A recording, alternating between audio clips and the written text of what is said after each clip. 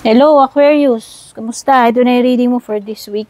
Check natin yung mga energies na meron dito.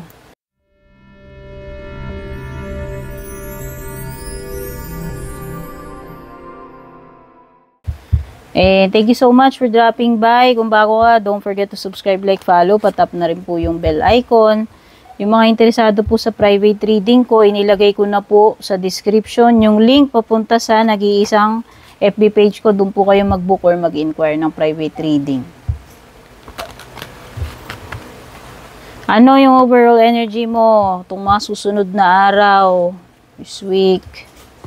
Aquarius, imagination. Let your dreams take flight. Paganahin mo kung ano itong imahinasyon mo, paganahin mo yung mga naiisip mong mga pinaplano mo tungkol dito sa iyong goals or dreams this week, ano? Kumbaga, ito yung powerful moment na isa katuparan mo, simulan mo, gawin mo, bigyan mo ng ano tawag dito? Bigyan mo ng buhay yung mga pinaplano mo na yan.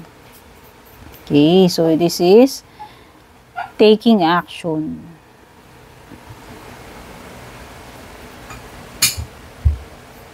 And applying kung ano itong mga imagination mo, goals mo, niisip mo, no? Tukol dyan sa mga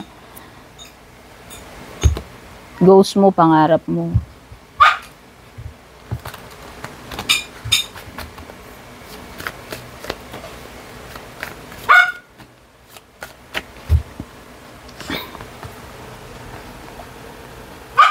Person of air. Uy, air sign. May air sign dito. Gemini, Libra, Aquarius. Oh, lakas ng Aquarius, oh. Meron ka rin Black Widow. Meron ka rin It's Time. Meron ka rin Old Car. Tapos, Eclipse. Sa area ng hindi mo inaasahan.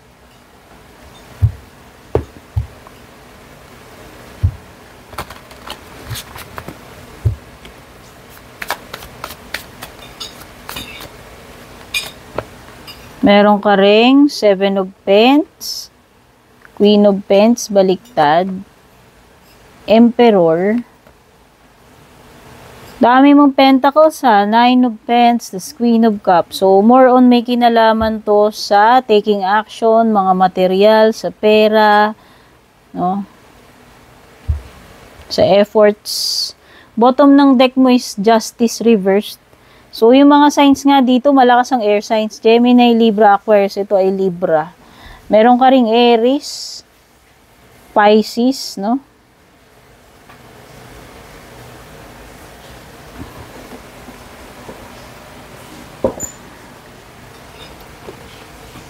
Oh. So, nakikita ko may mga meron ditong pwede kakailanganin mo ng tulong ng teacher, lawyer, surgeon, journalist, or chef. Or pwedeng isa dun sa mga binanggit ko yung profession mo. So, nakikita ko dito, kailangan mong may mga bagay ka na pagdidesisyonan. Oo, so nakikita ko pag-isipan mo ng mabuti. And kailangan maging ano ka dito, logical instead na emotional. Yan yung nafe-feel ko rito. Parang merong something dito na masosolve mo with this card. Kasi magaling kang magaling kang mag-analyze ng sitwasyon. Or mabilis kang mag-isip. Siguro, ay Aquarius ka nga pala, no? Okay, dito yung mga signs mo, maraming Aquarius energy or pwedeng isa dyan nakakadil mo, Aquarius or same air sign.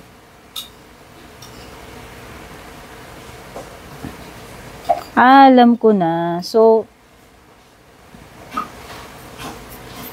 pwedeng you are contemplating kung mag-i-stay ka pa ba rito, kung Dapat mo pa bang pagbuhusan ng time, ng energy, or dapat ka bang mag-invest dito ng pera? May mga ganun.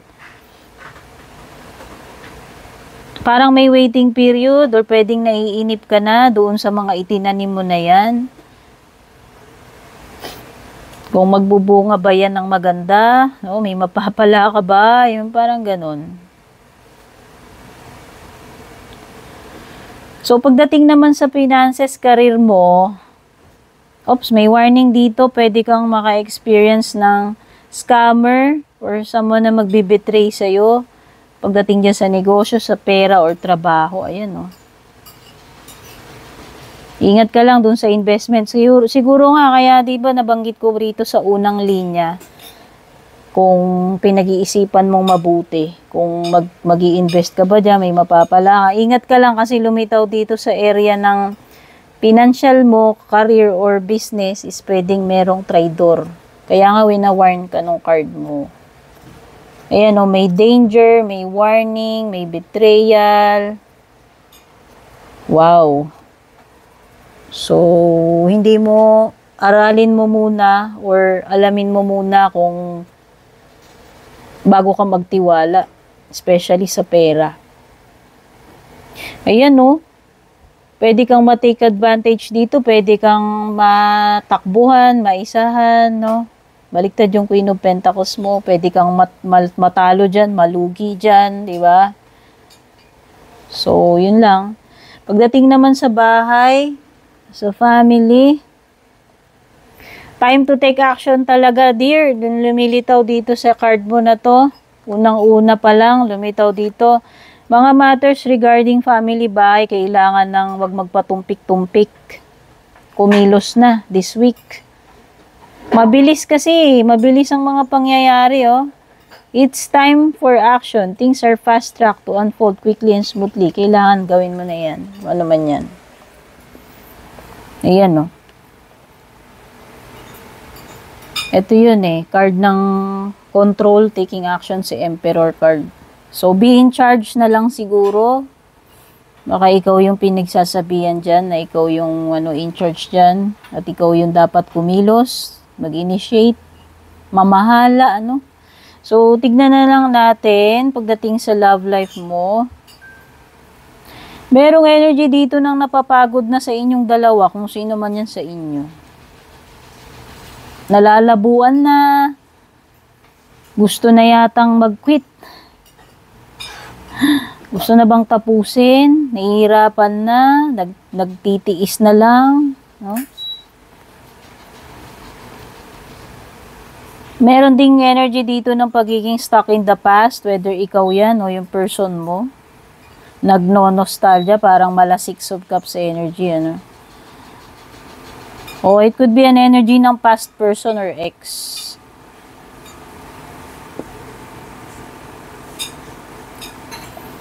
O yung iba dito, pwedeng single kayo hanggang ngayon na wala pa kayong jowa, hindi pa kayo nakakapangasawa. Pero nakikita ko dyan, single kayo, pero pwedeng successful naman kayo sa pera, sa negosyo, sa career ninyo. Baka napapagod na rin kayo ng kakaasa kung meron pa bang mamimit kayong dawan o makakapag-asawa pa ba kayo. Parang ganun yung energy na napipick up ko. Okay. And pwedeng nagno-nostalgia kayo dun sa mga nakaraan ninyo. So, pagdating naman sa area ng hindi mo inaasahan, merong union of the opposites dito, Aquarius. So, ito ay surprise, no? Hindi mo inaasahan na meron person na darating. At itong union na ito ay totally opposites kayo na itong person na sinasabi rito. Pwedeng Aries. O meron ka ring hindi inaasahan dito na changes this week. So yan, mo na yung sarili mo dyan. Meron ding something na mare-reveal this week.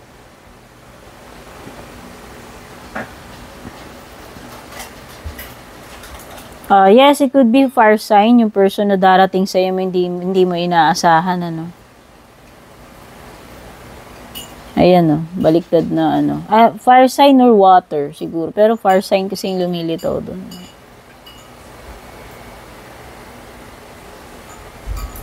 Okay, so isa pa dyan,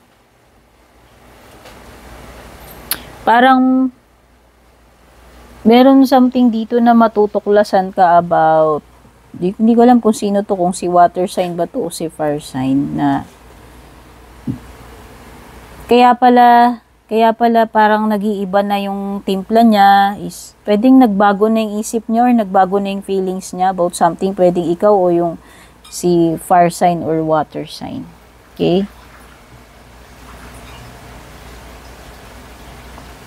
Nako, baliktad yung justice card mo. So, makakaranas ka ng tipong maargabyado ka, matatalo ka, o matitake advantage ka, mabibetray ka. So, yun yung sinasabi dito sa Black Widow card mo, yung pagdating sa pera, career, or negosyo, no? So, tandaan mo yung warnings na yan. Check na natin yung closing message for you, Aquarius. Ito ang nakuha natin, clear cognizance. Bubulol ako. Clear cognizance. Lumitaw na to kanina eh. Ewan ko kung kaninong sign yun. Pinaka-message for you. Trust in any thoughts that come into your mind about a situation or person. Ayun na nga, yung merong betrayal. Okay? Trust your intuition. Kung meron ka man na-feel dyan, nakakaiba dyan sa person yan, kinukutuban ka. This will guide you and give you strength to aid you through times of doubts and worry. Your clear cognizance will become clearer the more you use it. No, sabi ko nga, may mabibigyang reveal dito, may magiging clear na, 'di ba? Trust in this gift. Baka meron kang ganyan. Affirmation mo, my clear knowing abilities guide me. So, yan yung mga messages na nakuha natin dito sa reading mo. Aquarius, sana makatulong sa iyan. Take care. God bless. Babush.